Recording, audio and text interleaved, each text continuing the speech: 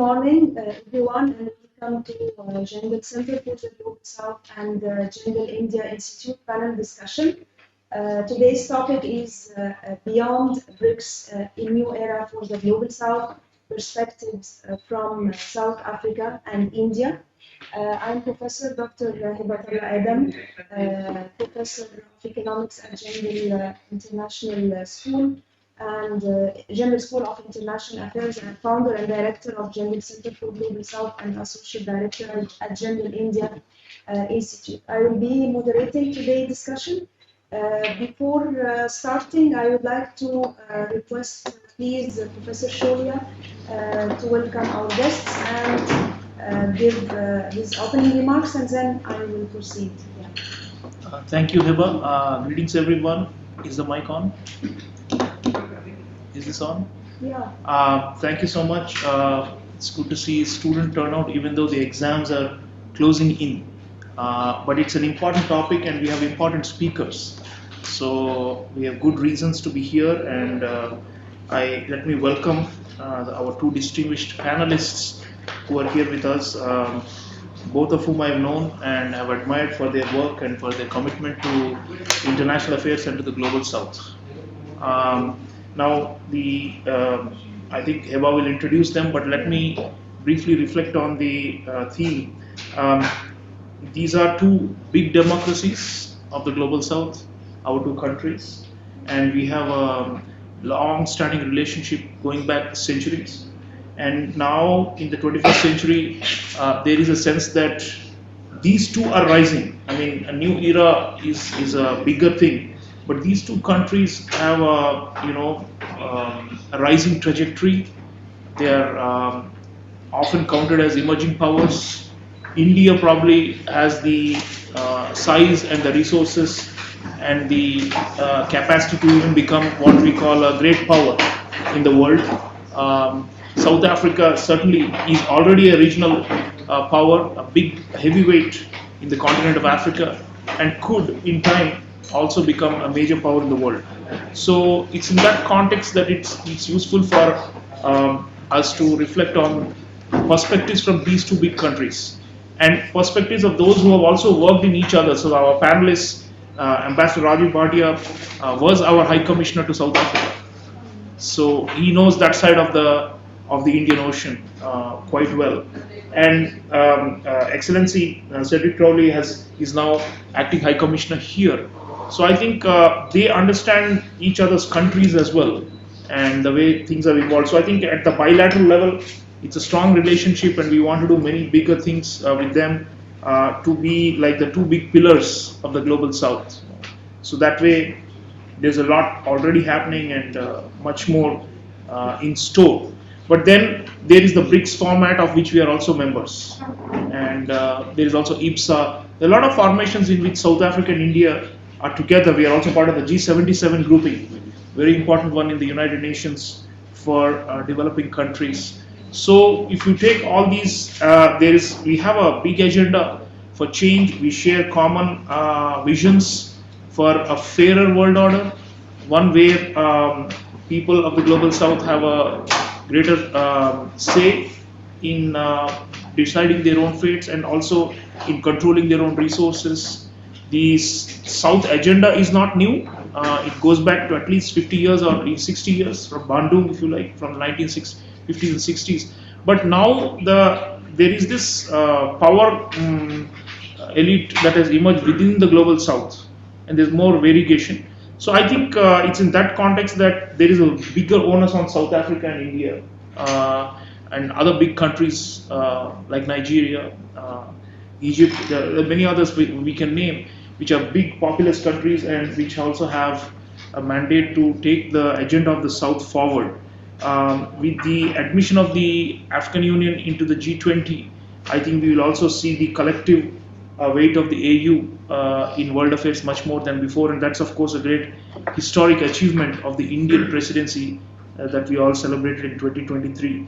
So a new era obviously means strengthening of the nation states, better, higher economic growth, social stability, and greater involvement of countries of the Global South in determining the world affairs. If you add up all that, in my view, that is a new era.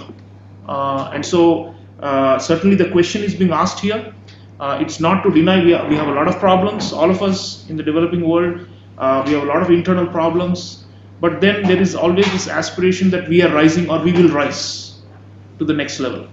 And perhaps given the technological changes and the diffusion and the intensification of South-South as well as South-North and North-South-South and all kinds of formats of cooperation, maybe the rise will be quicker, rather than delayed and long drawn out, as was the case in the 20th century after decolonization. So we tend to be optimistic about the prospects for this new era, but obviously we will need to close ranks and cooperate internally much more for realizing this rise of the South as a whole collectively. And I will again, let me close by talking about the special responsibility for the pillars, the bigger countries within the global South. We will need to be seen to be taking the rest along. And that's a big challenge, because sometimes our interests, if you look at, split it into different issue areas, sometimes individually our countries' interests align with northern countries on certain issues. And sometimes there is division within the South. And creating a kind of a collective interests or common interests is always difficult when the groups are large. G77 is a misnomer because now there are 130 or more member countries in G77, right? So there is this question, and how we deal with the emerging, power realities. There are differences, right? Like we can't deny it. For example, we saw that on the Israel-Hamas conflict. South Africa took a certain position, India took a somewhat different position. On many other issues, of international significance, it has been a challenge to find consensus. So how to grow beyond the national interests and to coordinate better and to form consensus, I think, is like the big challenge. It's not the only one. Like I said, economic and internal and social stability and all these things are important. But my own view is that these bigger countries must take regional or sub-regional leadership roles, and the rest of the global South should support the big countries to be able to manage order and stability in the respective regions. I wrote a book on this in 2019 called Trump, Emerging Powers in a Post-American World. I had Brazil, Nigeria, Turkey and India as case studies in that. And my main point was that, there are the two great powers, but then there are these regional powers, and the onus is on us to be able to maintain order and stability and prosperity in our respective subregions. So if that can happen, if these pillars can really stand up, I think the new era possibility, the chances are higher. And Africa is going very far with continental integration, with the free trade agreement, and many other initiatives to break down the barriers.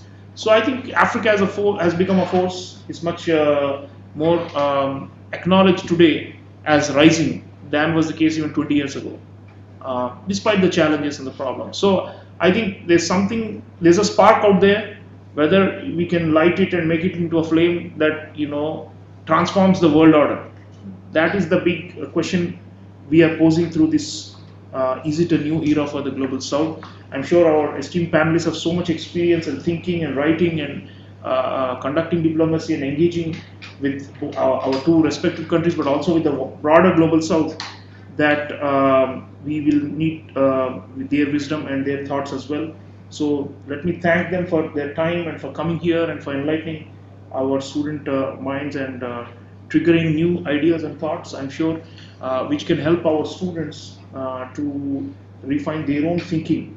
We had a Global South week about a month ago, where the ambassador of Egypt was here, and and we did a excellent student poster exhibition and a series of events around it. And Professor Hebat Al-Adam and her team have done amazing work, and I want to congratulate her, because I cannot think of our Global South or South-South research and student initiatives reaching this level if not for her leadership. So thank you, Heba, and thank you all for being here. Thank you. Merci. Thanks a lot, Professor Shoya. Now, before we dive in and start our discussion, I would like to formally introduce our two esteemed guests. to our audience here and online. So we have with us today Mr. Cedric Crowley, the Acting High Commissioner of the Republic of South Africa to India.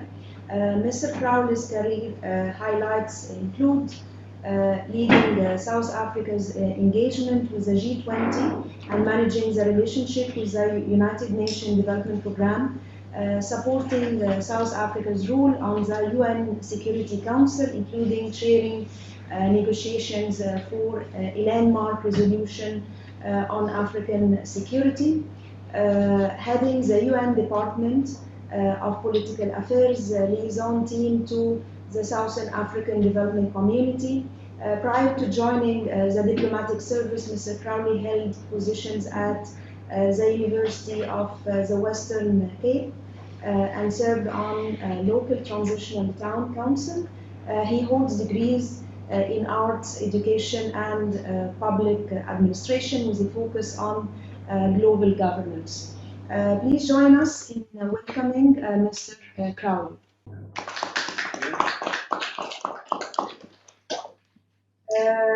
And also we are truly honored to have also with us today Ambassador Rajiv Bhatia, distinguished fellow foreign policy studies at the Foreign Policy Studies Program Gateway House. Ambassador Bhatia has had a distinguished career in diplomacy and foreign affairs. His contribution to the Indian foreign policy and diplomacy are widely recognized in both India and abroad. He has also served in various capacities, including as chair of the core group of experts on BIMSTEC and as director of the Indian Council of World Affairs. With his 37-year tenure in the Indian Foreign Service, he has held prestigious positions as ambassador to Myanmar, Mexico, and High Commissioner to Kenya, South Africa, and Lesotho. Ambassador Bhatia is a member of several influential conflicts and council and committees, including CII's International Advisory Council, the FICCI's Task Force on Blue Economy.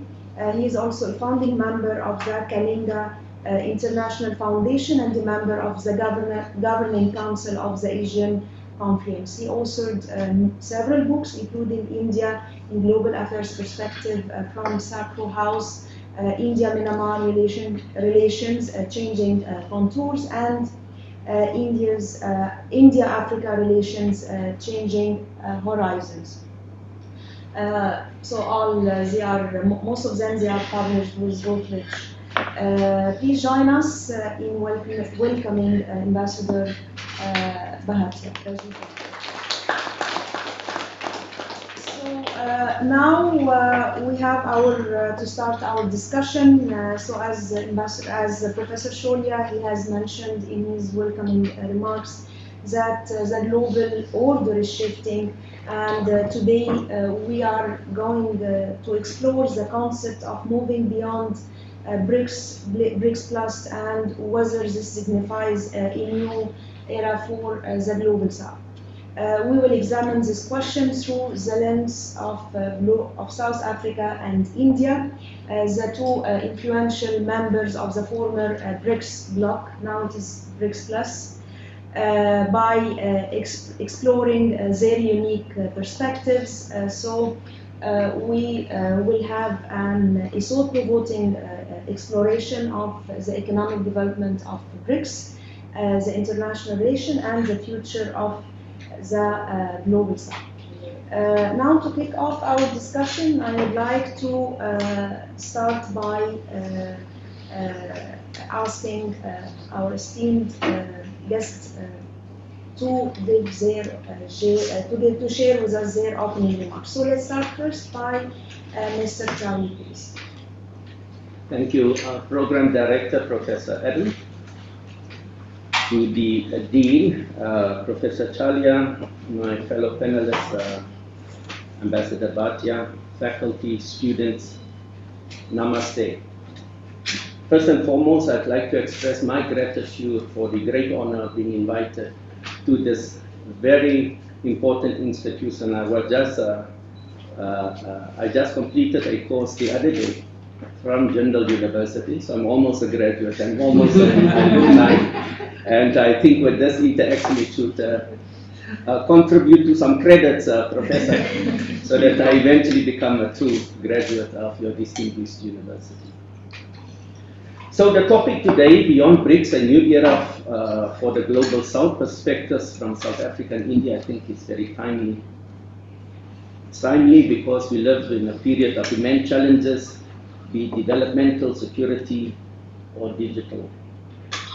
It is a period of increased polarization and competition, a period that reminds us of the Cold War, where the world is viewed through the lens of a zero-sum game, where the UN Charter, its principles of sovereign equality, is being undermined by very powerful states. A world where you do as we say and you don't do as we do. A world of uncertainty and increased division, a world of paralysis. The very institutions that are created to guide us and to work towards peace and security we've seen in recent times has been paralyzed. So it is a world which is seemingly tilting away from the vision and purposes of the UN Charter. And speaking at the Munich conference, the Secretary General in February said, and he made a very honest decision, he said, referring to the UN, and this would be a shock to all of us. He says, it is not working for everyone.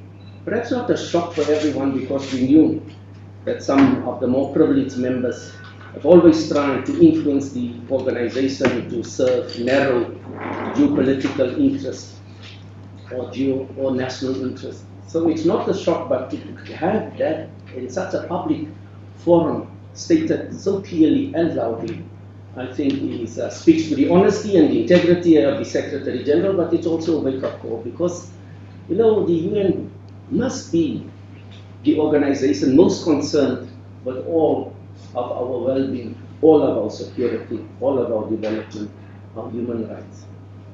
It belongs to us, the people.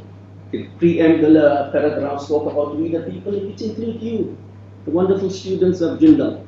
So it's very important that you take an interest in these important topics and try share with you a few perspectives.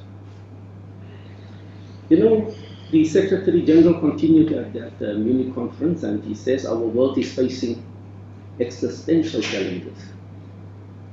But the global community is more fragmented and divided than at any time during the past 75 years. Even the Cold War, he admits. The Cold War era, he says, in some ways was less dangerous. On a more positive note, he said that multipolarity has created important opportunities for balance and justice and for new leadership on the global stage. But the transition to multipolarity without strong global institutions can create chaos. So I will, in essence, I'll make a point about the importance of multipolarity and contextualize BRICS in there, but also frame it and say that that multipolarity must be framed within the context of the UN Charter, and international law. So in summary, the Secretary General says, we cannot solve the 21st century problems with 20th century tools. And he pleads for what he calls a UN 2.0. So it's an opportunity, it's a time of immense worry, concern, but also an opportunity that creates, out of each crisis, new opportunities arise. On the essence of the Cold War, we have created this institution called the UN. So I think I'm not entirely pessimistic. I think we have an opportunity to influence global governance architecture and to recalibrate. So indeed, the vision of a reformed UN and multilateral architecture is in line with the commitment of BRICS leaders when they state, for example, strengthening and reforming the multilateral system encompasses making instruments of global governance more inclusive, more representative, and participatory to facilitate greater and more meaningful participation of developing and least developed countries, especially Africa, in global decision-making processes and structures, and make it better attuned to contemporary realities. That is the commitment BRICS has made, and it's not a new commitment, it's a commitment that they've expressed from their very beginning.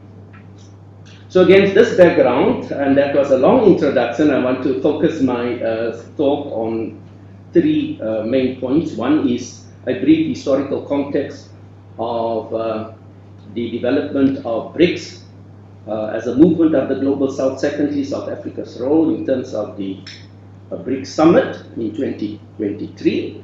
And then thirdly, as we conclude, to share South Africa's perspective on expanded BRICS, a more inclusive BRICS, a more representative BRICS. So those of you that have studied international relations must be familiar with the Bandung Conference, and Professor just raised it as an important rallying point for countries of the global South as they confronted the challenge of the Cold War, and they did not want to be on either West or the East. They wanted to maintain their independence.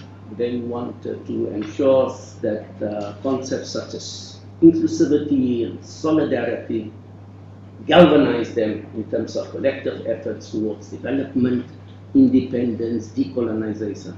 So it gave birth to the non-aligned movement, and just in a few months ago we had the summit held in Kampala. And so the concept of solidarity and inclusivity has been the foundational concept, I think, of the countries of the South. That has been the tradition of the South.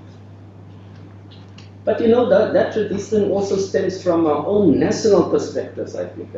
Our peculiar historical experiences, be it colonialism and otherwise, has informed our orientation. So in your case, for example, the issue of, and it's not only a slogan, it's a rallying call, as it was even during the G20, that the world is one family. Similarly, our tradition is one of Ubuntu, which means I am because of you, that I cannot be, I cannot progress, I cannot develop without you being developing and you progressing. So there is that collectivity that I think as a societies that we hold quite dear. So again, in the Kampala conference, the issues of solidarity, reform, inclusivity, and sovereign equality was again underlined. So there's a whole tradition, you know, more than almost 60 years now, since the Bandung Conference, again reaffirmed by the non-aligned movement. So that was the point I wanted to make. Even IPSA preceded BRICS, our participation in BRICS. So there's a long history of collaboration in the non-aligned movement, in the group of 77, which you correctly pointed out is now more than 134 countries. So let me speak for the next 2 minutes or 3 on South African BRICS. So you will recall that BRICS was created in 2006 for a ministers level and then elevated to summit level in 2009. BRICS is possibly one of the organizations that expanded the fastest, if you look at membership. Because we were the first recipients of this expanded BRICS. When we received the invitation to join the formation, it was BRIC without the S. So in December we were admitted, and then in April we attended the summit in China. And we attended and participated in BRICS because we have like 4 cardinal pillars for foreign policy.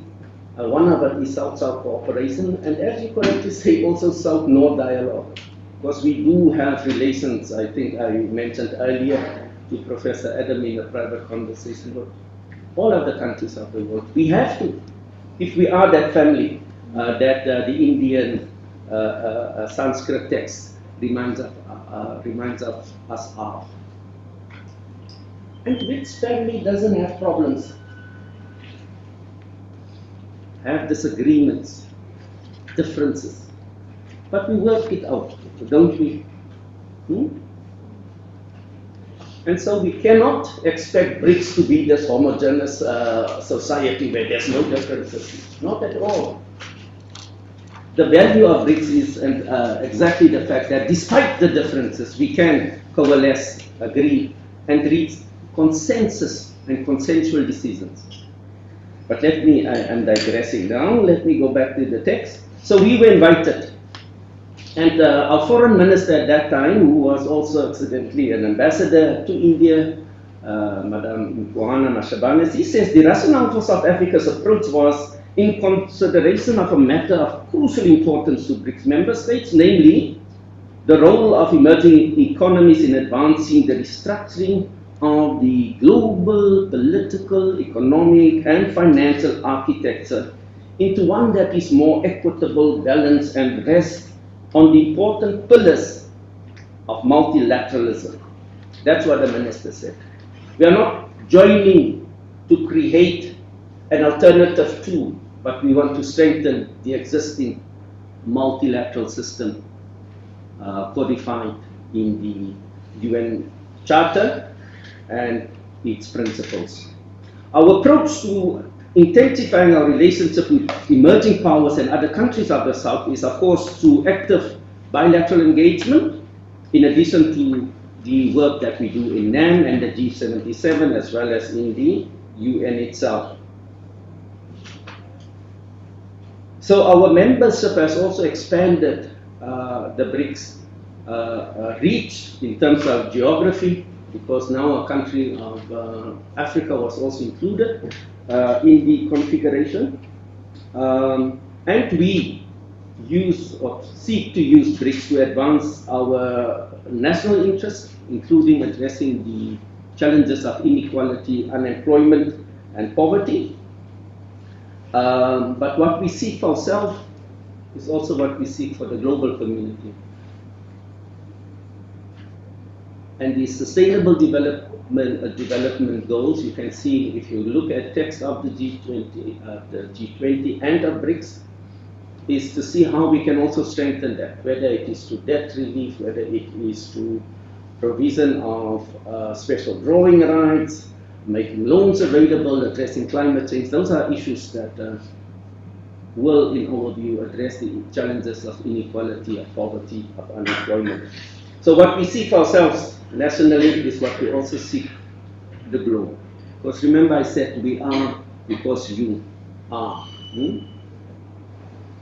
And that our welfare is interconnected. You know, Mandela perhaps placed it much better when he said we cannot be an island of prosperity and an ocean of poverty. It will affect you.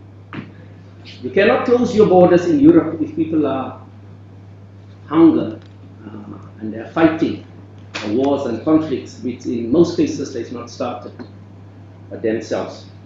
So I'll chase up of the BRICS another 2 minutes. I have another 5 minutes, and then I'll conclude. So we held the important BRICS summit last year under the theme Partnership for Mutually Accelerated Growth, Sustainable Development, and Inclusive Multilateralism. You see the importance of multilateralism. It's a theme that is, even if you look at the Russian theme for their presidency this year, it is in aid of multilateralism, not to replace multilateralism. And that is a point I'll come to later, because I think there is an attempt to position BRICS as an alternative tool. And that is something we want to debunk from the very onset. So our president then indicated our vision for the chairship. He said, our vision for BRICS is as a champion of the needs and concerns of the people of the Global South. This includes the need for beneficial economic growth sustainable development, and reform of multilateral systems. We reiterate our commitment to inclusive multilateralism and upholding international law, including the purposes and principles enshrined in the UN Charter. So I don't know where people get this idea from, that we are some threat to someone somewhere. Perhaps it's insecurity, perhaps they fear the rise of the South and think that the rise of the South is a threat to their dominance. But if your purpose is to dominate, of course, when others grow, you become a bit jittery. And so I think it's more reflection on their own ambition to dominate than the role and vision of the UN, of the BRICS, to infuse greater inclusivity, solidarity, and representation. So that was, you know, when I say I'm short, that was our presidency, and I won't go back to it, except when I speak on the expansion.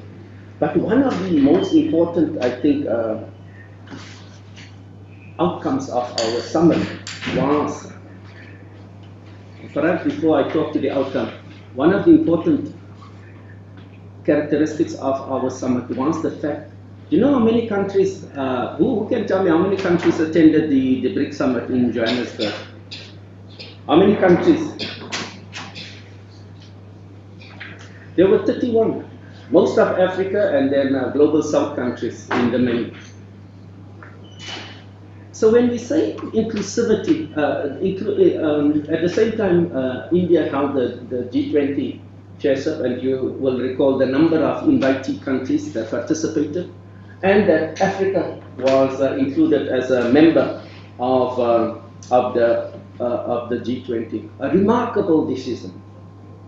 But can you see the orientation, both India, South Africa, towards inclusivity, expanding membership? And I think that's perhaps the most significant development, is that the second phase of expansion took place in the country that was the beneficiary of the first expansion.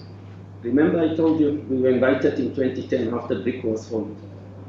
And here we are, the country, the recipient, inviting 6 more countries to come and participate. And I'm sure you know all those 6 countries, né? I don't have to mention them. Should I quiz them, Professor, on whether they know the 6 countries that were included, including the home country of Professor Adam? You know it, né? So I'm not going to... Must I spell it out, or for your benefit, should I?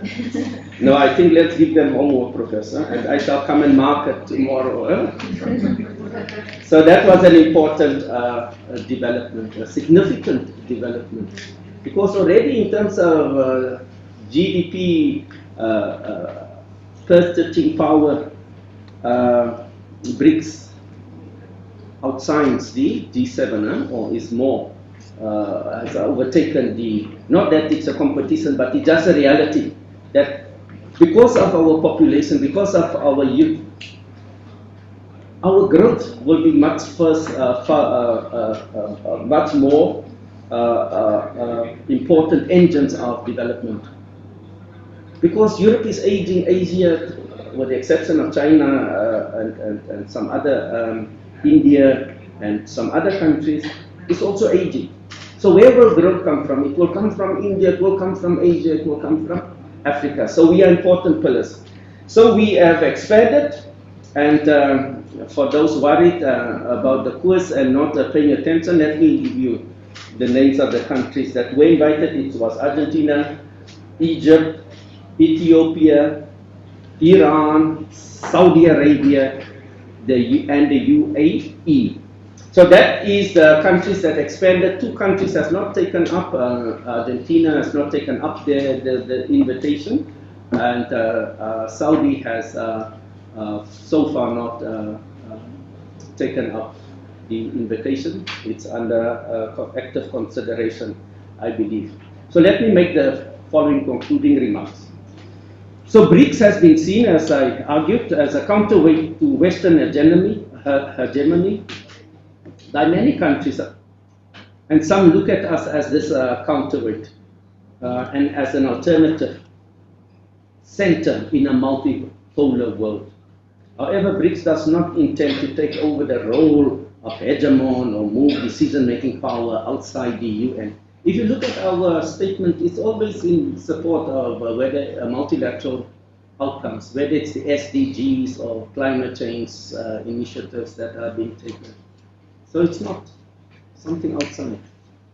It's towards peace, peacekeeping, creating conditions for development to exist. So the joint statement, of 2021, again, the BRICS foreign minister stated that emphasized the importance of reforming the multilateral system, including the Security Council. They affirmed upholding international law, including the Charter of the UN. Global financial payment systems are increasingly, we've witnessed, being used as instruments of geopolitical contestation. Global economic recovery relies on predictable global payment systems and the smooth operations of banking supply chains, trade, tourism, and financial flows. Practical measures are being explored by BRICS to facilitate trade and investment flows, including to increase use of local currency. So there was a massive, I think, the media hype about de-dollarization, etc. But what we have seen is a natural occurrence and development. The countries decide that they will trade in their own currencies. So it's not that we want to dethrone the dominant dollar currency, but it is to facilitate trade on more inclusive and equal terms amongst each other. So perhaps that is the threat that some see to de-dollarization. But the BRICS summit decided and tasked the finance ministers and the central governors of reserve banks to report on local currency payment instruments and platforms at the next summit. The urgent need for global governance, I would also argue, is not limited to the UN. All global political, economic, and financial and social structures should be modernized and made fit for purpose. Remember what the Secretary General said, it's not working for everyone. The expectations by countries of the South is that BRICS must use its influence and power to drive urgent reforms of these institutions and make it more just, more fair. So it is about creating more representative organizations, because remember, these things were created almost 100 years ago. BRICS institutions like the New Development Bank, so it's not only about talking, we also created important institutions like the New Development Bank that during the period of COVID, we as a country also were the recipients of some $1 billion towards our financial needs to combat the disease of COVID. So that, I think, is the summary, the broader points I wanted to draw to. And so finally, I want to conclude again by, is that my cue to stop? 1 second. That was very loud, Professor. I quoted the Secretary General expressing great concern. And so I want to end also by quoting him when he says, but this time he's more hopeful. Remember I said he was very pessimistic. Now he says, and this is our hope, this is the hope for BRICS. He says, if countries fulfill their obligations under the UN Charter and international law, every person on earth would live in peace and dignity. If every country respected the Charter of the UN, every person on earth will live in peace and dignity. And that was the promise of the founding of the UN, wasn't it? To create a peaceful society, build on the skirts of all the level, creating larger freedom, immediate economic prosperity for our people. So I would argue that BRICS will and continue to play a significant and critical role in ensuring that we recalibrate the global order and tilt it once more to the purposes and vision of the UN Charter, and in creating a multipolar world, a world where there's not one country dominating, but there are various centers of power based on solidarity and sovereign equality. So I thank you for your attention, and I look forward to interacting with you.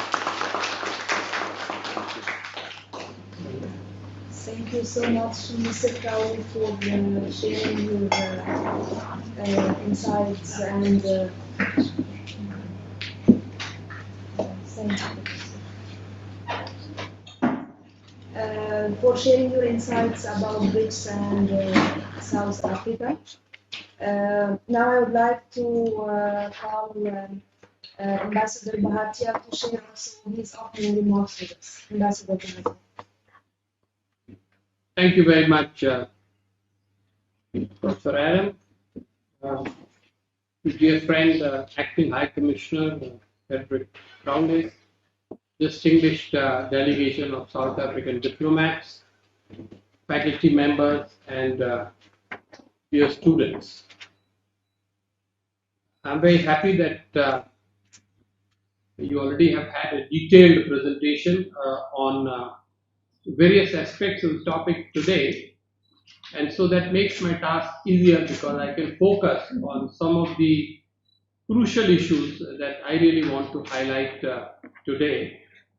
I would like to make very few introductory remarks, then talk about some issues pertaining to the global south, and then go and attack the journey of BRICS from Johannesburg to Moscow. And thereafter I shall spell out India's perspective. So it's going to be a very systematic and structured way to deal with this. By way of introduction, I must say that your crafting of the topic for this panel discussion is brilliant. The topic, Beyond BRICS, a new era for the global south, perspectives from South Africa and India. It compels you to think as to what really the organizer and the host want you to say. The topic is enticing, it is puzzling, and it is thought-provoking. Is it about BRICS? Is it about global south? Or is it about something else? Maybe a linkage between the two. It compels you to think, it compels you to reflect. And so, knowing that South Africa bore the burden of the presidency brilliantly for a year before it was passed on to Russia, I thought I would begin with Global South first. And I do it appropriately, recognizing the background of knowledge in this room on this subject. Now, the term Global South raises fundamental definitional issues. What is Global South? And who has meant to use it to convey certain meanings? Are we referring to the equator and all the countries and regions north of the equator and the countries south of the equator? That is, those which are in the north are rich and those which are in the south are poor. If that is the case, what happens to China and Singapore and Australia and South Korea, countries which are either along the equator or south of the equator? Or some scholars would say, what happens to poorer regions in the US, Mexico, Europe? They are north of equator, but they are poor. Where do they go? So the point I think we need to remember that global south is not a geographical term. It is a geo-economic and geopolitical term and it has now come to dominate the narrative on international relations. And therefore, I think all of you budding IR experts need to debate among yourselves after studying in detail the origin and the genesis of this phrase, because as you noticed last year under India's presidency, this was turned into a major theme of India's G20 presidency. So Global South is a term here to stay, and we will have to be very clear about the definition. A quick word about the numbers game on Global South. Now, as we know, UN has 193 members. Only a state can be a member, 193. So presumably, there still are a few countries which are not members of the UN. So roughly we can say there are about 200 countries, of which 193 are members of the UN. What about G77, which is the forum which was set up, as you heard, before the word Global South was invented. So in the olden era, G77 was the forum for developing countries, and it has 134 countries as members. 134. And Uganda is, obviously hosting the summit very soon. There is another organization, NAM, Non-Aligned Summit. That too is often seen as a Global South forum, but separately for Global South as it exists today, there is no independent formal forum. That is something we have to keep in mind. But it is also important to remember that last year, when India took an extremely innovative step of hosting not one but two Global South summits, first in January last year and then in November, something like 125 to 130 countries took part. They all belonged to Global South. And some which belonged to Global South actually were not invited because they were already in G20. So you have to be very clear about the definitional issues and about the numbers issues. Now, what does Global South really want? I'm sure in your department you have gone into this in great detail, and I will come to this at the end. What does Global South really want? You have heard the South African viewpoint seen from the prism of BRICS. I will elaborate it at the end. But let me raise a very controversial question.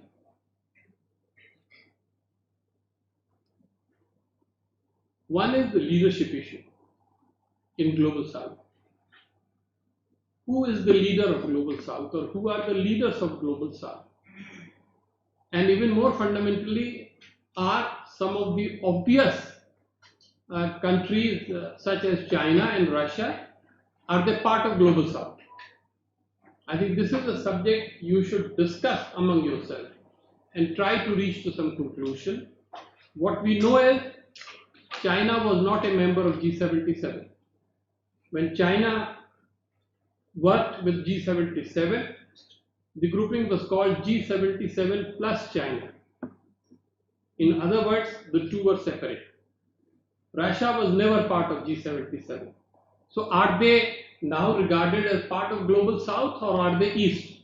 Because it is not just North and South, but it is also West and East. So it's a challenging scholarship issue and also a diplomatic issue as to which country is South and which country is not South. And the enigmatic answer of India's foreign minister on this issue, please remember that he said, those who are from Global South, they know it. And those who are not from it, they don't know it. So you work it out, you decipher it. But there is at the end of the day an unspoken feeling that the countries which suffered at the hands of colonialism are largely members of the Global South. So keep that in mind. I'm not giving a definitive view, but we are welcome to discuss it at the discussion level if you so wish. So in this background, let me quickly shed some light on key issues of the BRICS. I don't have to go into the history, it's been very beautifully presented. All that I can do is to turn a little bit into autobiographical mood here to just cheer you up and make you more engaged, because even South African diplomats may not fully know the story of how the journey from BRIC to BRICS occurred. I was High Commissioner of India at the time, and our three-country grouping IPSA was doing extremely well. And I remember very well a meeting in Cape Town of these three foreign ministers, where the idea came up that why don't you make IPSA as a four-country forum by including China in it. This was proposed by South Africa, and the other two countries, India and Brazil, were not terribly enthusiastic about it. Mainly because IPSA is the forum of democracy. Only a democracy can become a member of IPSA. And so the counter view was presented that, the request is difficult to be met. And it is thereafter, then the subsequent development took place, which was convert BRIC into BRICS by bringing in South Africa there, and that is how BRICS became the newer and better and stronger forum, even as then IPSA began to lose steam in the next decade. So this is another very interesting and sensitive turn in the history of international relations that our young scholars should study. But be that as it may, we are talking now here of a very short journey of BRICS from Johannesburg to Moscow. And I want to highlight the fact that South Africa did tremendous work in making BRICS a big success during its presidency. It was the time when a paradoxical thing was happening. On the one hand, many of us within BRICS felt that BRICS is not doing enough to grow. Having done the new development bank, having done CRA, having done political coordination, remember, COVID had come, India-China border clash had taken place, Russia was getting involved with Europe more and more. There was a sense of lack of optimism about BRICS. And yet the paradoxical thing was that outside BRICS club, a long queue of countries was being formed which wanted to join BRICS. So internally we may have felt that BRICS was not doing all that great, but outsiders thought that BRICS was a great club and we must get the membership. So the greatness of South Africa was to try to remove this paradox by putting fresh energy into BRICS and by taking headlong the question of the expansion 2.0. This is my genuine admiration for South African diplomacy.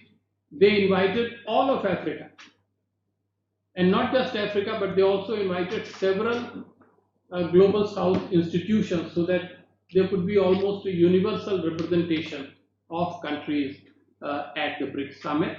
And more importantly, a very substantive Johannesburg declaration was produced.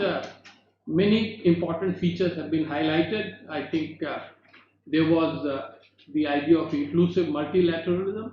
There was this very funny thing for a year, for about a decade or more, when it came to the question of the UN Security Council reform.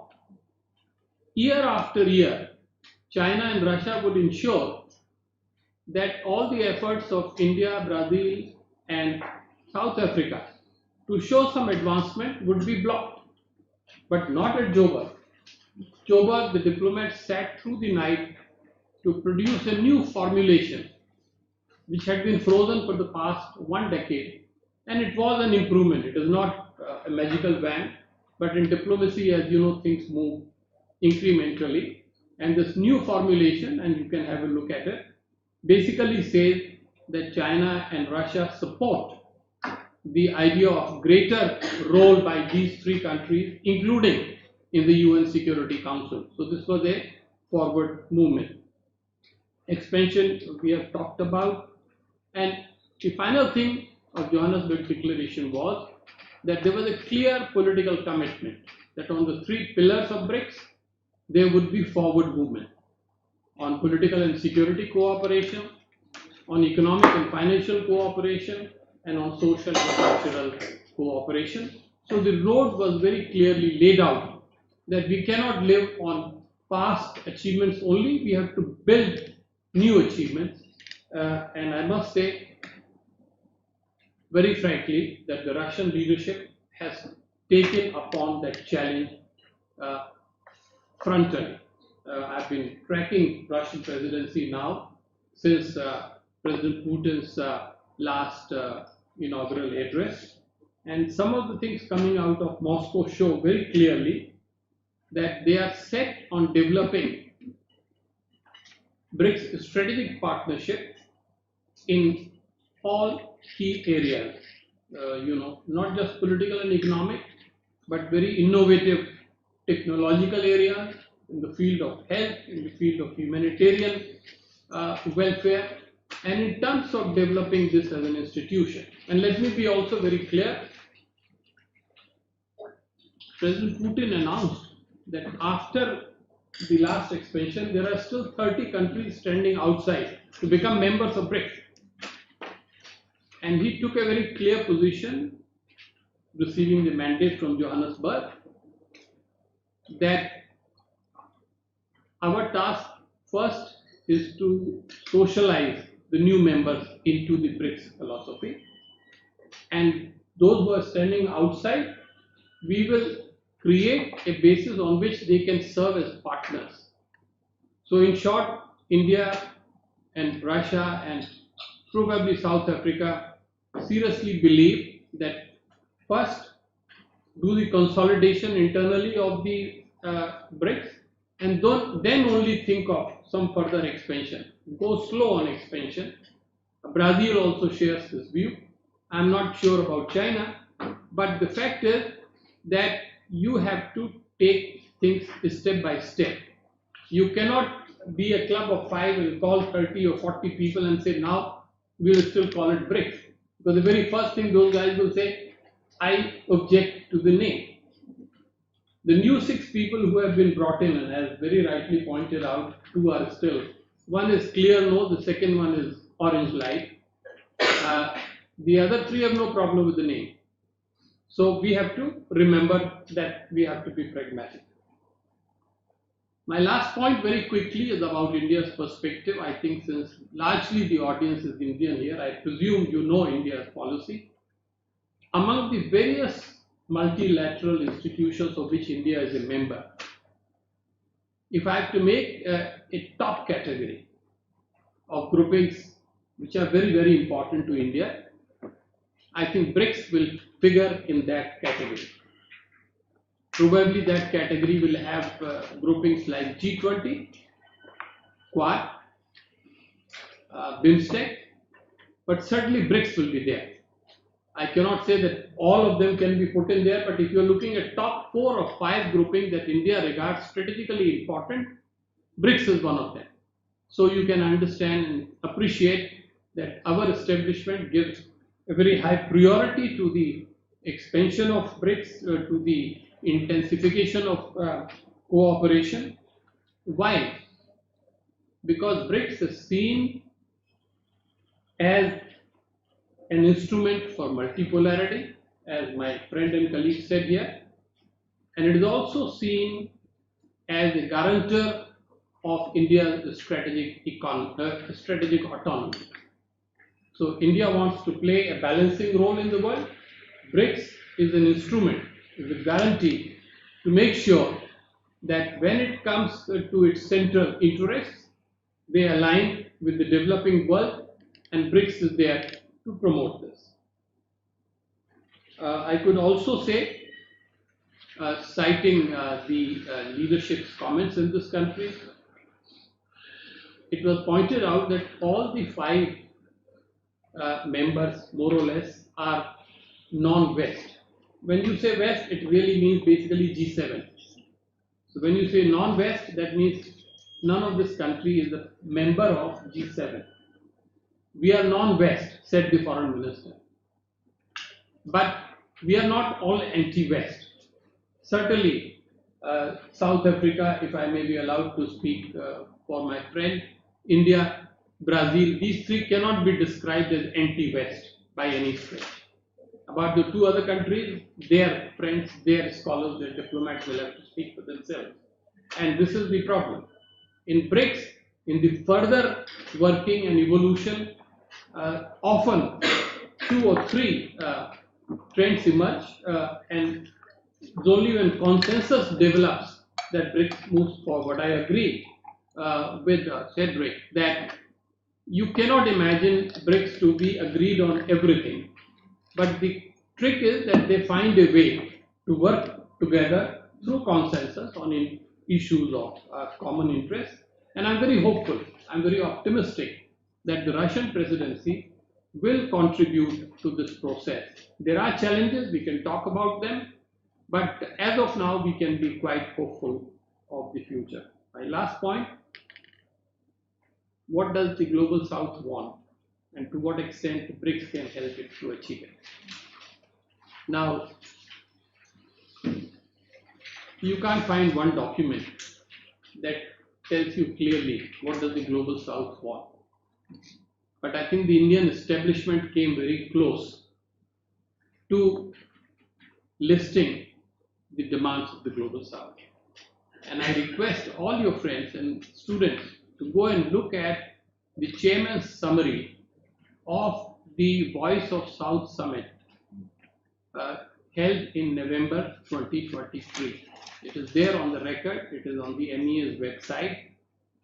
It is chair's summary, which means at the end of the summit, the chair, that is India, said that after consulting everybody, we feel that this is the sense of the House and this is what the Global South wants. I have the list here, maybe I'll read it out later, but the point to remember is that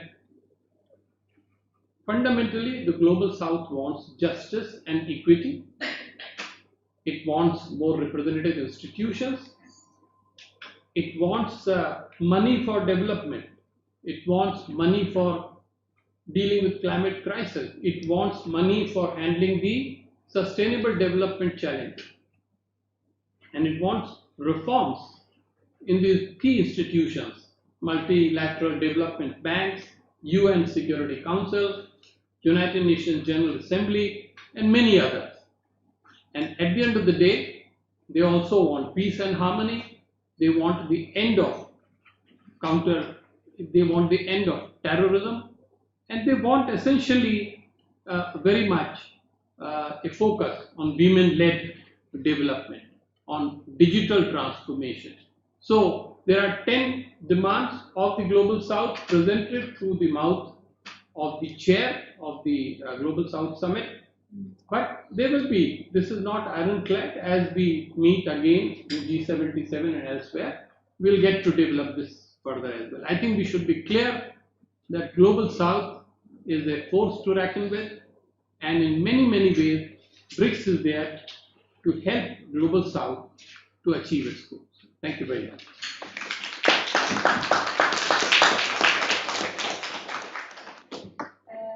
Thank you very much, Ambassador Bhatia, for sharing these informative opening remarks about what is Global South and also some history about BRICS establishment and India perspective about Global South and BRICS. So now I would like to guide our discussion through some key aspects.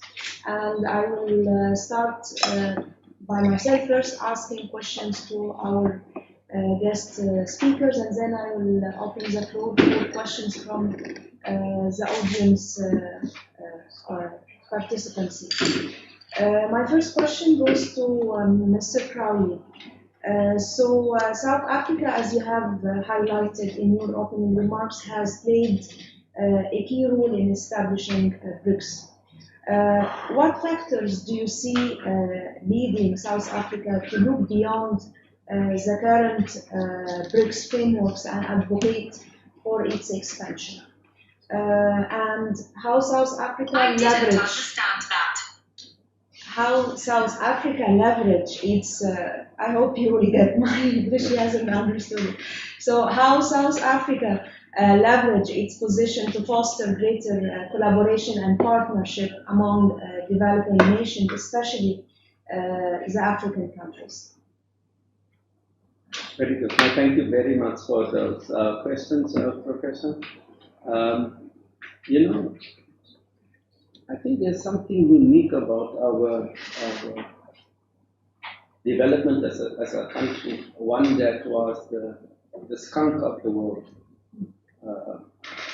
during the apartheid years, one where we were not part of the government and left democratic institutions. But you know, even under those circumstances in 1955, ordinary people, political organizations outside the formal structures came together and elaborated what became known as the Freedom Charter, setting out their vision of the world they want to live in. And that vision spoke about the friendly relations, the peaceful relations. You know, also perhaps because we are not very big economically, militarily, and otherwise, we know how it feels to be on the outside. And it's not a nice place if others decide for you.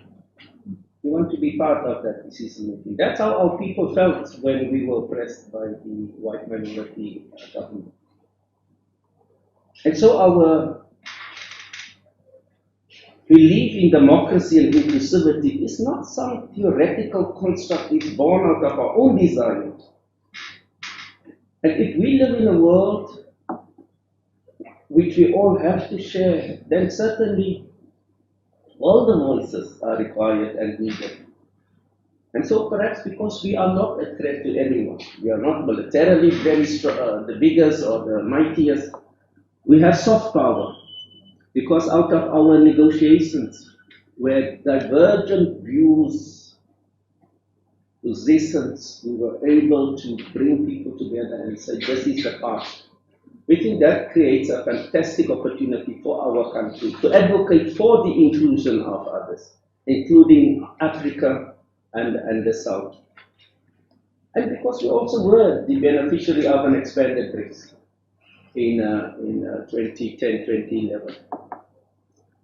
This thing of having exclusive platform, the G7, if you look at the G7, it's something they also realized, or the G8 then. They knew they could not speak on behalf of all of us. Even in their engagements, they select countries of the South to come and speak at certain intervals. There, you have a special agenda for it, where countries of the South, including India, South Africa, sometimes Brazil, are invited, and they hear you as an invited guest. So you're always an outsider. But we believe in sovereign equality. If sovereign equality is the principle that drives international relations, then everyone's voice is important. But it is difficult. Everyone, the UN will tell you how difficult it is to negotiate with 193 countries. But if the UN can set the frameworks and the BRICS can contribute to greater representation to their debates and to establishing those outcomes, then I think it is important for us to do. And so we will always advocate for greater participation. I think what we have now, and what was stated correctly, is that we have, very transparently negotiated what is called the BRICS membership expansion guiding principles, standards, criteria, and procedures. Opening the door for all those 30 now or 40, however many they may be, and spelling out exactly what is required, how they can do it, and the foundational principles to which they should prescribe. And the door is not closed on anyone. You see, if your objective is to dominate, then you want to keep the pie very small and distribute it among you and your friends. But we are not in the business of dominating anyone. That has never been in the equation, in our equation and calculation. And so you are welcome. Whether you are a small country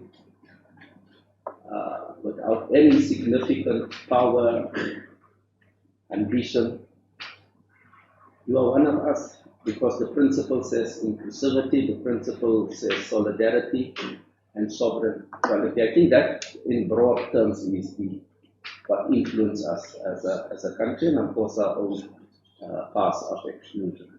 Thank you. Thanks, Mr. Crowley.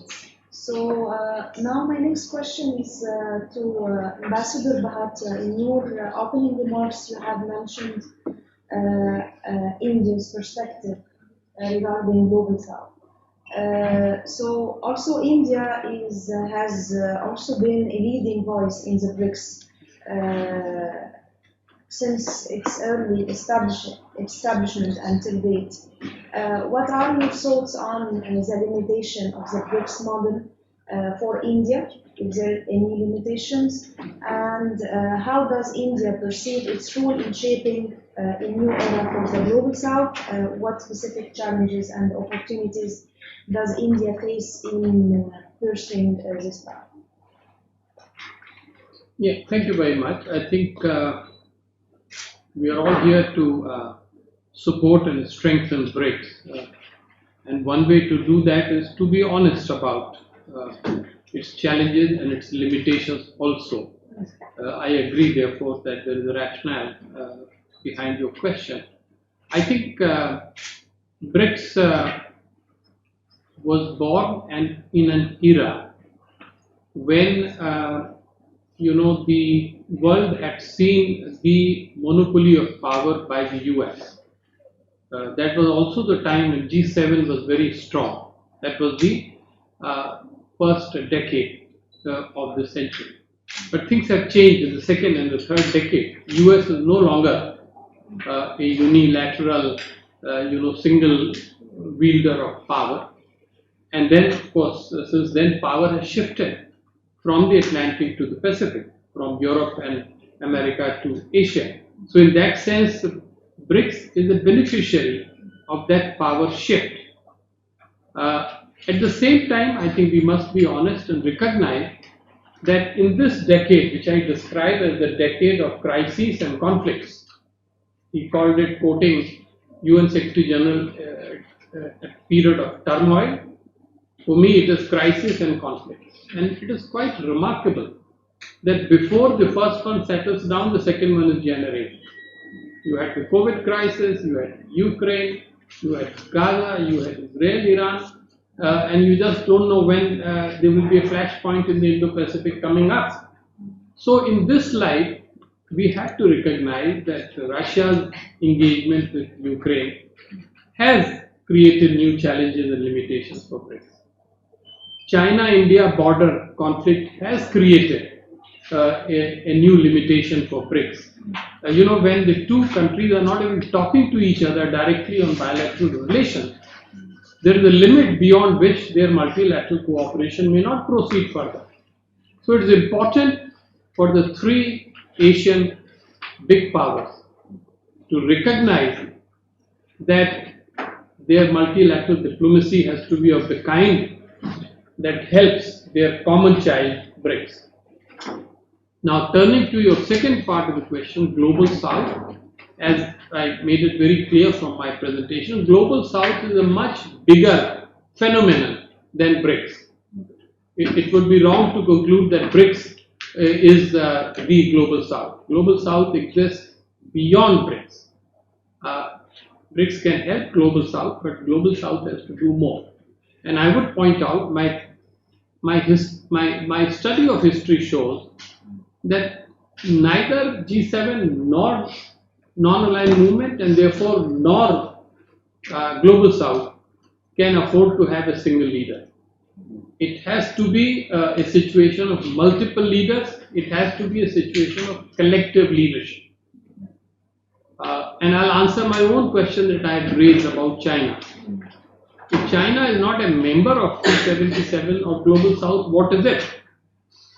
Objectively speaking, it is clearly a friend and partner of the Global South. It is a strategic partner of many countries in the Global South. But when it comes to providing leadership to the Global South, that will have to come from the Global South itself and not from those who are outside the Global South. Yeah, true. So now let's move to, since we have Ambassador Bhatia and Mr. Crowley, so two diplomats from the two countries. Let's speak now about South Africa-India relations. My question first to Mr. Crowley, and Ambassador Bhatia will join us later for the same question. How do you see the relationship between South Africa and India evolving beyond BRICS? And are there specific areas where South Africa and India can work together to advance the interests of the Global South? Thank you, Professor Adam.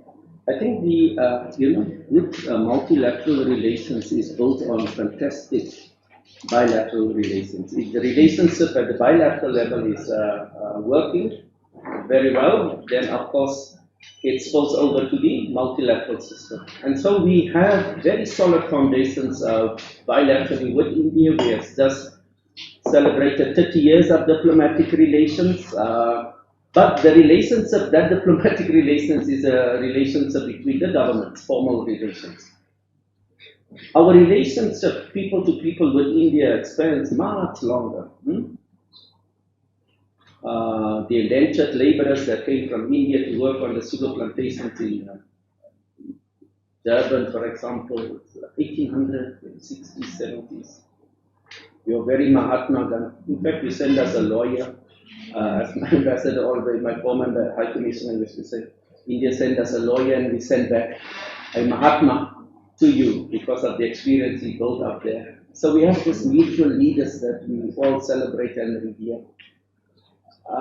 So long before diplomatic relations between the government, it is very formal, very cordial, and very strategic. We have this people to people. We have close to 2 million Indians living in South Africa and contributing to the success and development of our country. So I think there's a lot that we can do bilaterally in terms of, we spoke about it earlier when we said perhaps our universities should connect more capacity building. There's work in the ICT and digital. There's work in health that we can promote. So those things will continue. But I think what we also did very well and continue to do well is to champion the cause of the South at global multilateral fora, including at the WTO, when the challenge of COVID confronted us and people were hiding between intellectual property rights to secure their profits. It was countries like India and South Africa that could play a leading role in being the conscience of this world and say, how can you and how dare you, at the stage where humanity is suffering, put profit before the lives of millions of people. And so we saw the injustice of this very system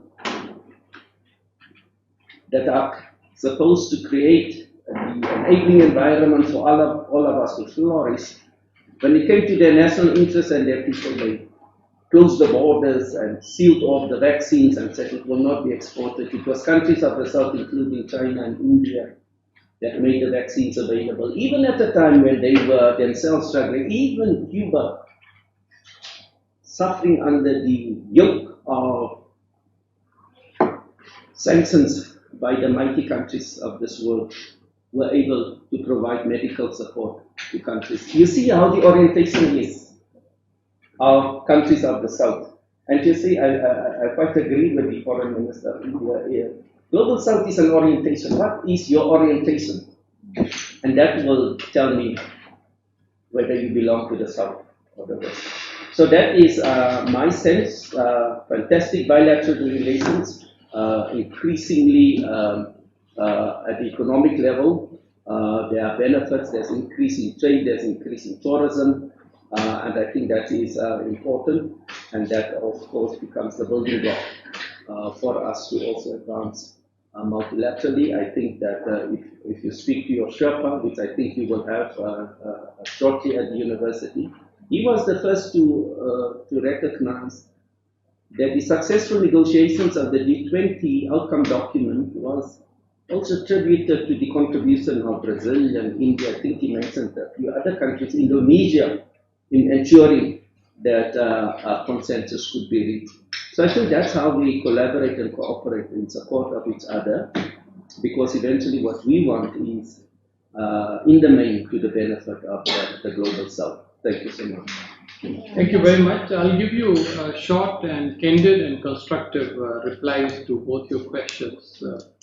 I have greater freedom because I do not work inside the government, and you will appreciate when you hear me what I'm going to say. I think as someone who has worked in the system and seen the inside of the India-South Africa relations, we have every reason to be happy and proud that in the past 3 decades we have come where we are. The relationship is very cordial and cooperative and truly friendly. But have we achieved the maximum? Have we reached the optimal level? No, we have not done that. We have to achieve much more, and all that I can do is to make 3 suggestions. One is that truly 2 countries, India, South Africa, of the kind of potential and history that drive us, we must have an annual political summit. In this day and age, when your leaders meet only once in 2, 3 or 4 years, frankly the relationship simply does not shape up. So an annual summit between the President of South Africa and Prime Minister of India is a must. Second, I think the economic communities, the business communities of the 2 countries, they have not done enough to expand the trade, investment and technology linkages. So there is something that needs to be focused on. And third, since we are sitting here in the university environment, believe me, South African universities are world class. If South Africans and other African students can come to study in Indian universities, it is time that our youth also thought of reciprocating and going to some of the top universities in South Africa. You will really have a new world open to you. So this is my constructive answer on the bilateral suggestions. Second, how India and South Africa can work together in BRICS to help the cause of Global South? The answer is very clear. The answer is by making IPSA stronger. IPSA is the original grouping, as I explained, of India, South Africa, Brazil. In BRICS, more so now that we have 11 or 10 or 9 members, the original IPSA solidarity is very important because sometimes there is partisanship within the decision making of BRICS.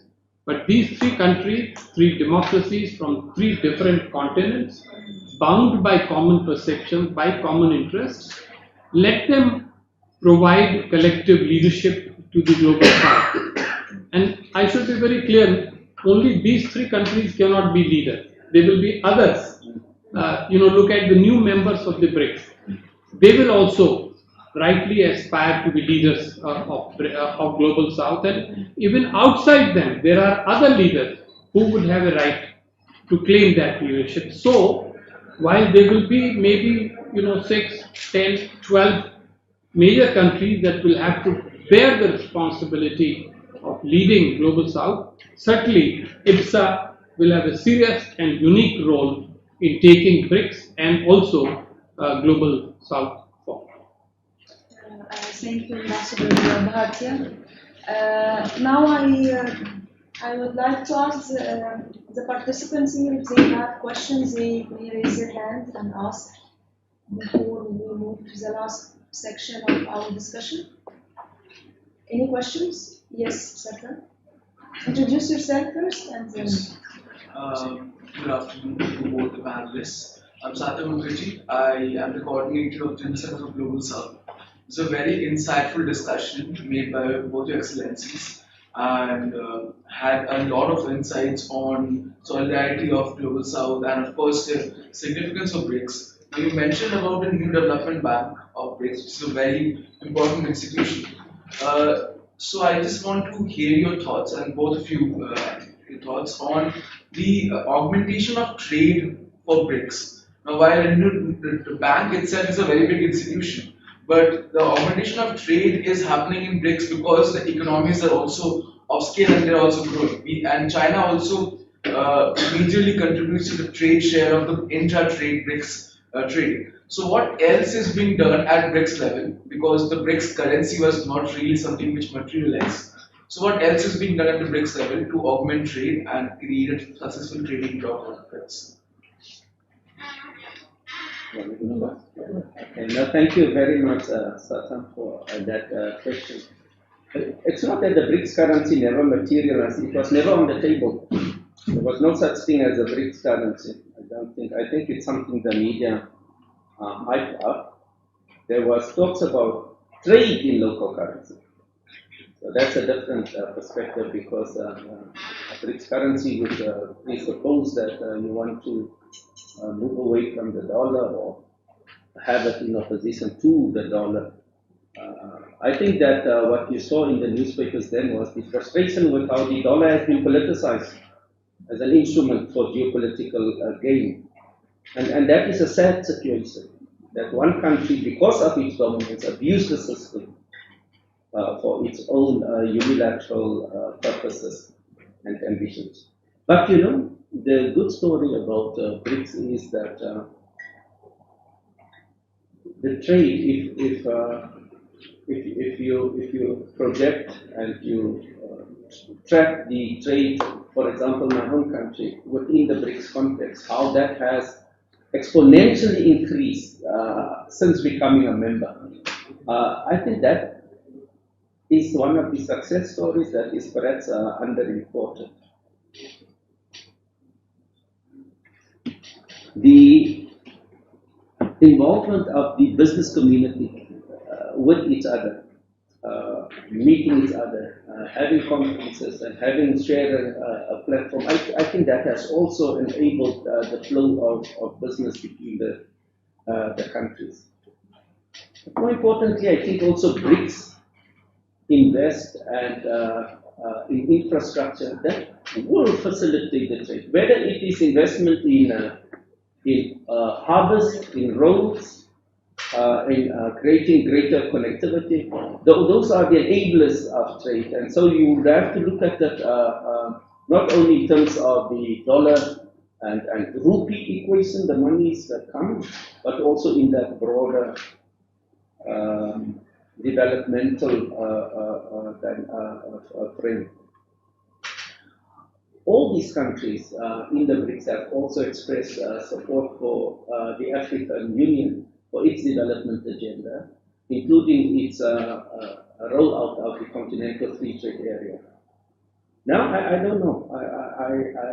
I know I'm not talking about Jindal University students when I say that some still view the continent as a basket case. This continent that possesses some of the most important critical minerals, that's home to 1.3 billion people, that has a collective GDP equal to your GDP, 3.4 trillion. So you think of us as some basket case and not as a partner.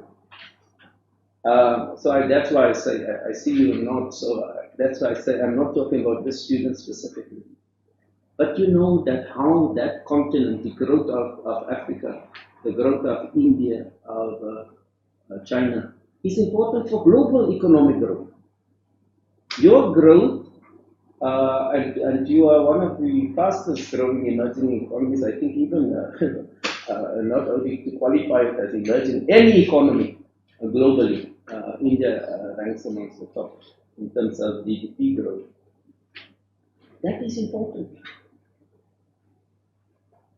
Your market, we have just had good news about our avocados, but increasingly our fruits are coming into your market. So look out for that South African flag next to the pears and avocados. It's fantastic. And so I think, where the collaboration still needs to be, this whole issue during the Ukraine-Russia conflict, the issue of food security. Where the land is that will feed this globe? Where do you think people will find land? It's on our continent.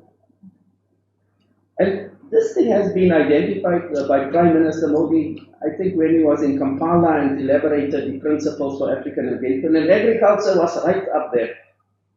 And sometimes we look down on agriculture. Sometimes, we see traders, can you sell me a cell phone? But food security or insecurity is such a major threat. And so if we do not collaborate in those areas, I think we as a world will suffer significantly. So your investment in technology, your use of ICT in terms of growing the crops, I think is important. But where we can collaborate also more on the structural level is to ensure that the rules of the game is not unfairly placed against Africa, pitted against Africa, be it in the area of agriculture, because of the subsidies that European countries and the Americas are paying towards their farmers, that make their African exports uncompetitive. Of all the rules that the artificial rules that they put in place, preventing our exports of entering their market. It's not as if we don't have things to trade. But what I must inform you and as a sign of Africa's greater assertiveness is that African continent, the countries don't want anyone to come and export and, our raw materials. They want you to come and beneficiate, to work with those countries to develop them and make sure that they are the benefactors. I went to a talk the other day. It was about some nut. I'm not sure which nut it was. That thing is exported from West Africa, go to Vietnam, come back to somewhere in Europe, and then go back to Africa at 14 times the price. How ridiculous is that? Huh? So the structural imbalance, and I think it's deliberately done also. Huh? If I can keep you underdeveloped, I benefit. But if you go and look at Botswana, what it has done with the bears in terms of negotiations, your future technology, your EVs, etc., will require resources from our continent. And that is going to come at a price. It will come with the demand that you invest and beneficiate in the continent so that our people truly benefit. So, my friend, it's been a long response to your short question. But my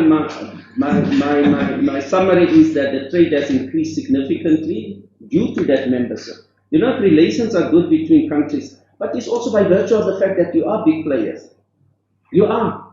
I mean, how many of the BRICS countries are in the top 10, 20 of this world economy? So it's also a function of that reality. So thank you so much.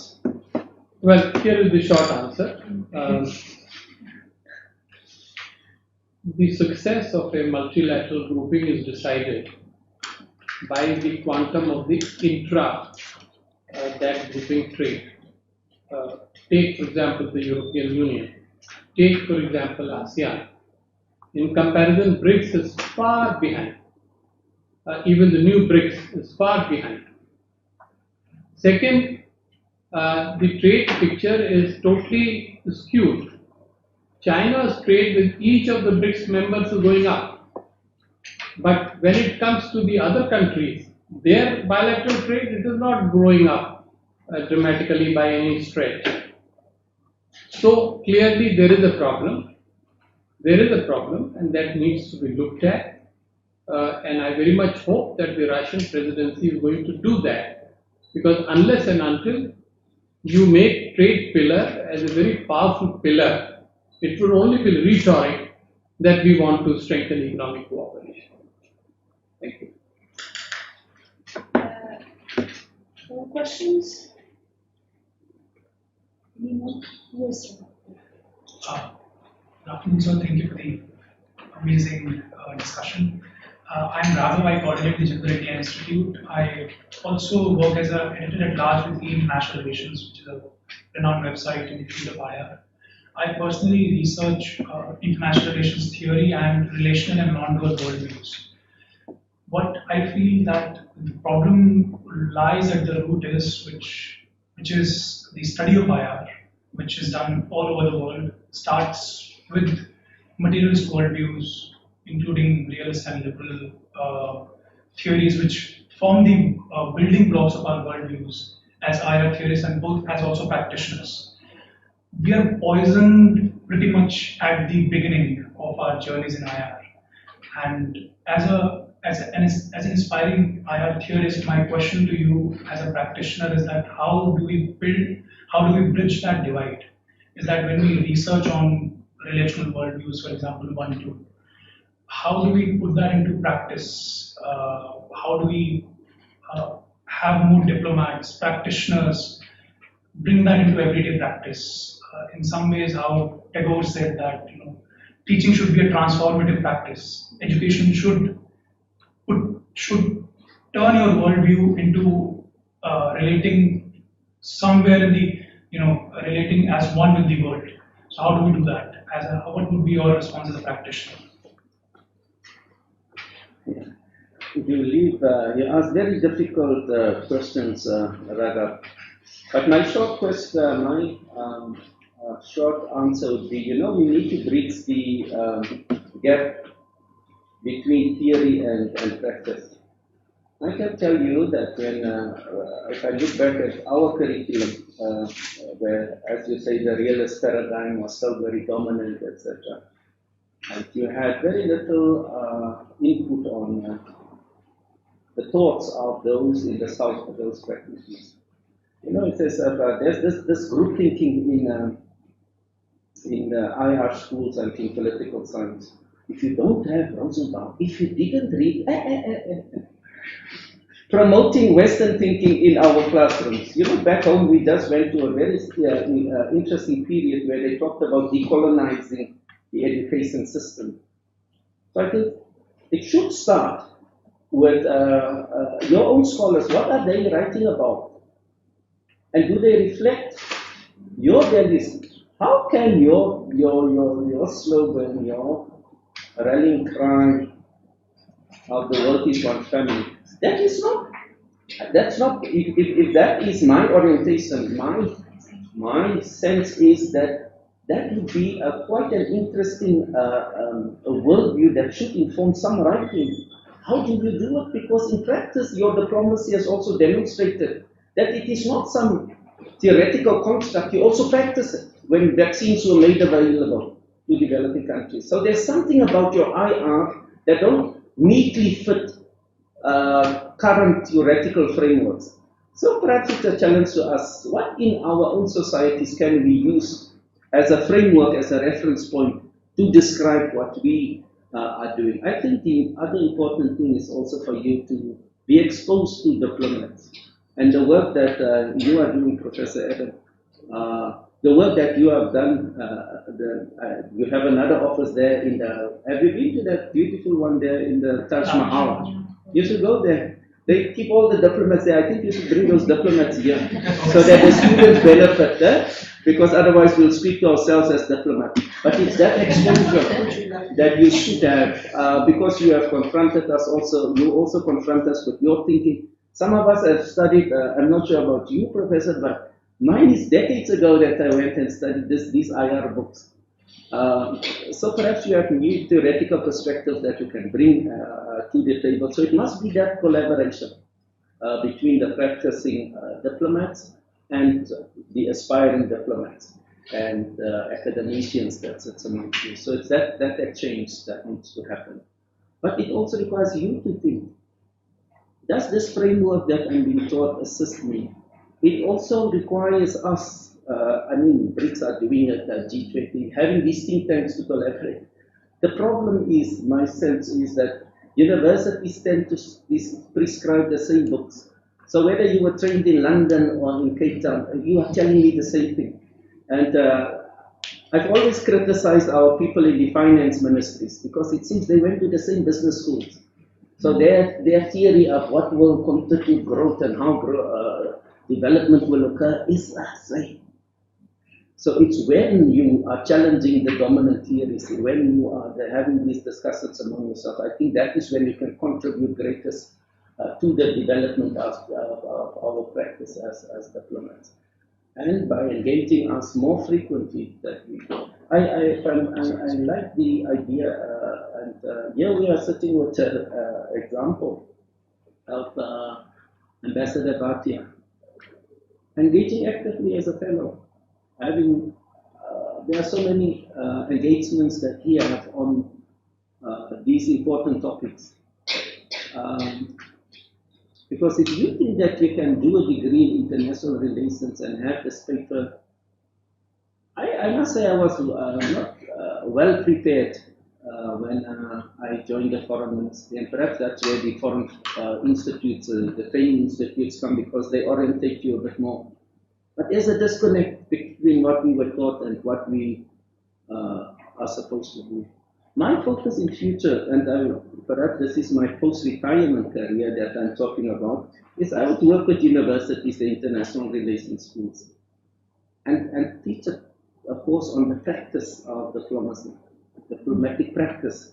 I think there are, it's perhaps not a new idea, I think there are universities where they get home ambassadors and diplomats that come and teach you how do we negotiate a resolution. This thing that you see, the BRICS summit, here's the document. How is that drafted? How does this drafting work? What is the operational paragraph? What is the offer? And you know how important words are, huh? Whether you demand or you encourage or you welcome. These are all important things I think our students should know. And so I think that collaboration will be important. Thank you so much.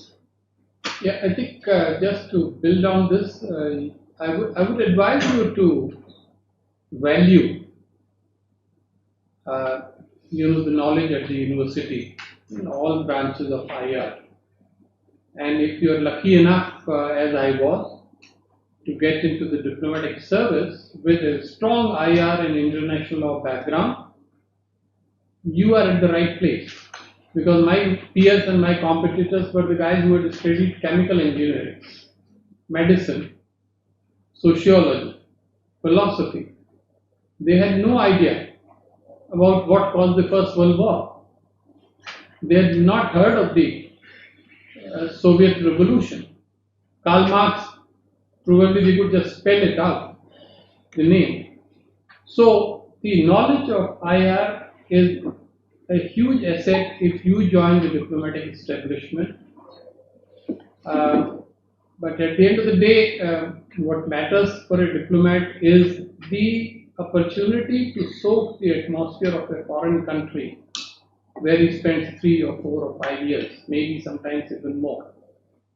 So then a different kind of creature emerges with the background of theory, the ability to transform yourself, to look at your own country, India, sitting in Pretoria, talking to Africans to see how they look at actually India, in various formats. So my point is, I agree with Cedric. I think greater exposure of the theorists and students to serving diplomats, to former diplomats in the useful way. But there is absolutely no shortcut to keep gaining knowledge. And just when you think I've got enough knowledge, you'll find that more is available for you to absorb. When I came in, I asked one of your colleagues whether now your writing examination is still in hand or you are doing it all on your laptop. And I got 2 answers.